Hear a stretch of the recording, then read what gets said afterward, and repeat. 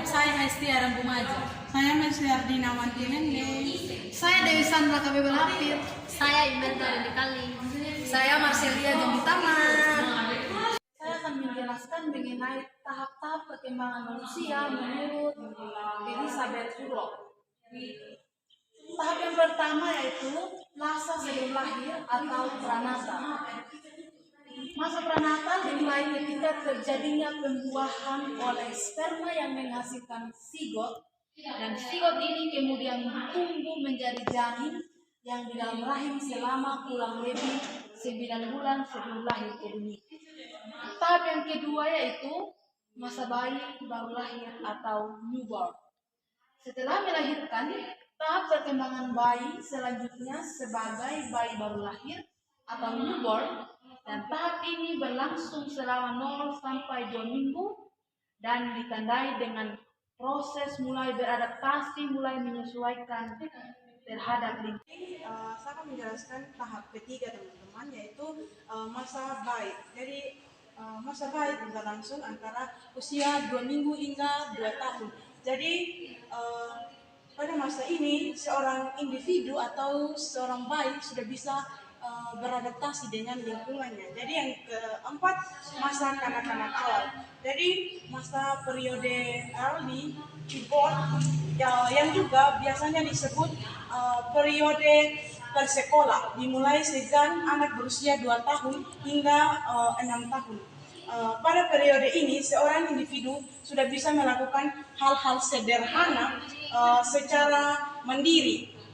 Teman-teman, saya akan menjelaskan tentang masa kanak-kanak akhir. Masa kanak-kanak akhir yaitu antara usia 6 sampai 12 tahun adalah masa kanak-kanak di mana individu sudah memasuki usia sekolah, yaitu teman-teman kanak-kanak dan sekolah dasar. Yang keenam, masa puber atau masa puberti.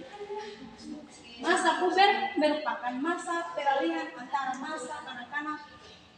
Masa puber anak laki-laki dimulai sejak usia 13 tahun hingga 15 tahun. Sementara masa puber perempuan antara 9 hingga 12 tahun. Tahap yang ketujuh adalah masa remaja. Pada masa ini, perubahan fisik sudah semakin jelas secara hubungan sosial. Secara umum, remaja usia akhir lebih suka dan dekat dengan teman-teman pergaulannya dibandingkan dengan keluarganya. Yang kedelapan, masa dewasa awal.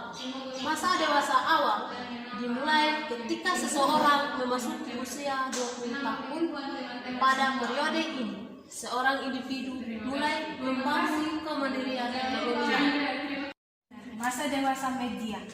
Periode dewasa media dimulai pada usia 35 tahun sampai 50 sampai 60 tahun.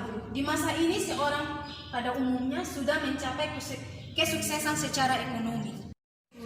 Masa usia lanjut, setelah memasuki usia 60 tahun, seorang individu akan memasuki fase kelemahan kondisi fisik dan kesehatan. Nonton video kami, jangan lupa like, share, comment, and subscribe.